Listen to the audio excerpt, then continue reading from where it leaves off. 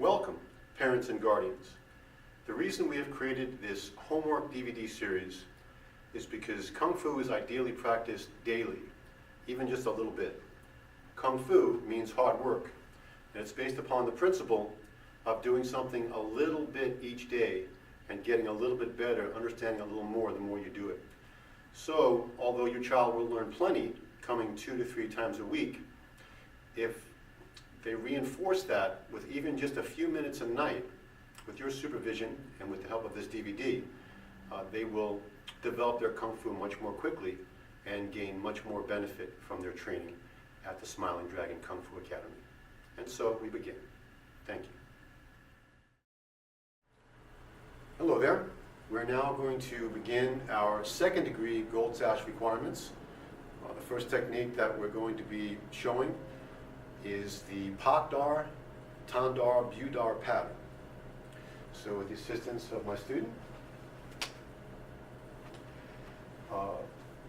my student's actually going to be doing the thing that your child is going to be required to do, which is to learn this pattern. I'll just be throwing the strikes.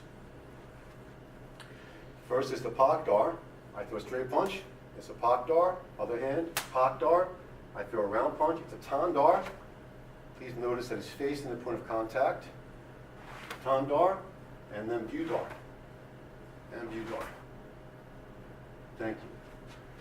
So the important thing to notice here, one of the important things to notice here is that he's shifting and facing the point of contact, the strike that's coming in, which gives your child leverage and superior body mechanics. And of course, we'll talk more about that in class, but please be aware of that as you practice with them.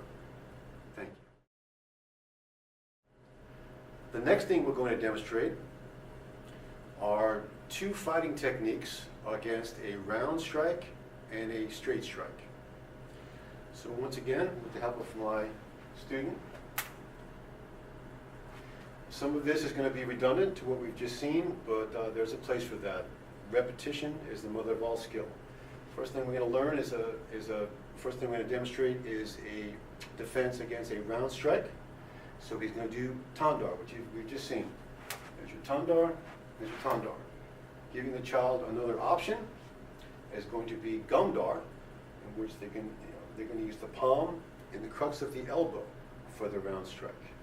The advantage of this one is it's really more disruptive to the person who's throwing the strike. And for the straight strikes, Val is going to demonstrate Tan Pak, which is the easiest and simplest one that I want the children to learn because it'll give them something practical they can use, and then the more advanced Pakdar. So the first one's going to be Tan Pak, which is a Tan and a Pak on one arm. The disadvantage here is using 2 hands on one arm, but at the beginning level, it's going to help them at least to protect themselves. So, Tan Pak. The next thing is Pakdar, which is a little more advanced. It allows you to actually strike while you're blocking, which looks like this, which we've seen before. And there you go. 2 practical self-defense techniques for each a round and a straight strike. Thank you.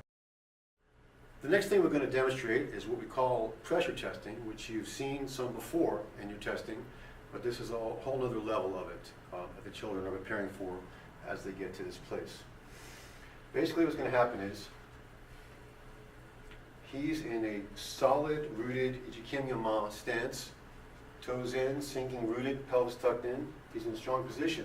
As I push him that way, he has to redirect my energy and intent downward into his feet. So thereby, when done correctly, I'm pushing against the ground, which is not an easy thing to do, but that's why we start them early and cultivate this. Once you're able to actually redirect anything coming at you into the ground, it makes you very powerful indeed. So I'll be pressing on the student, and slowly and gently, so they can get a feeling for what that feels like. It takes time to really, really do it correctly. So you start off gently, and this is what you'll be doing with your child, pressing against them, and nurturing and encouraging that understanding and sense that this energy has to be translated down into the ground. And that is a more advanced level of pressure testing than we've done with them until this level. So there you go. Thank you. I am now going to demonstrate entry technique, which is actually a very difficult technique to learn as well as to teach. And so since I've been doing this for a while, I've figured out some ways to make it a little bit easier. It is challenging though, so it takes a little time to get this kind of thing. Entry technique basically looks like this, which is deceptively simple on the surface, but when you go to do it, it's not so easy. The child will begin in a side horse. They're going to throw their leg forward and their hands forward at the same time and create momentum moving forward to close a gap and to getting closer to their opponent, because we like to be in close. But there's a lot of things happening at the same time here. On the side horse, they have to be able to throw their hands forward with momentum. They're not jumping off their back foot. That's very important. That's the first thing people do. They're throwing their hands forward with momentum and throwing their knee forward with momentum. And that's actually carrying them forward, where they're not committed the whole time. They're not jumping through the air and being committed. You're supposed to be able to stop that at any point. Throwing the hands forward and the foot forward, and then being able to stop and land where you are. Now, what I've learned is very helpful to teach this technique is actually something we call power skipping. Basically, skipping, just putting their hands down, not worrying about their hands, and throwing their knees up, back and forth, throwing the knees up as high as possible as they skip. It's much more than a regular skip. It's very aggressive. But that's going to teach them how to get that leg up and forward, so all they have to do is add their hands to it. And that's a much easier way of learning entry technique than we used to do. So hopefully that'll be helpful to you. It takes a lot of practice, so I do hope you work with them at home on this. Thank you.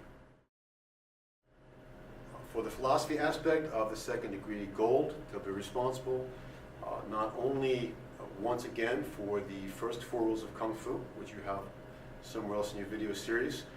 We're going to be repeating them throughout because it's very important that they get these deeply in their muscle memory and their mind, and they really know these things. Things like using your Kung Fu to help people, not hurt people. We want to make sure they understand these fundamental principles as they get better and better at their Kung Fu. What we're adding to it at this level is the importance of self-honesty. We do teach them and encourage honesty in general, in life.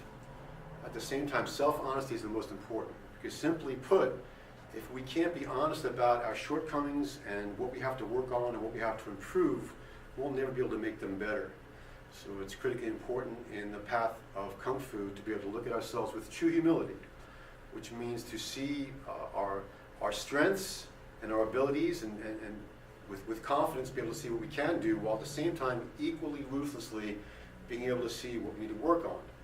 So we know what we have to work on so that we can actually improve ourselves. So self-honesty is a very important virtue in our tradition, and I believe for life in general.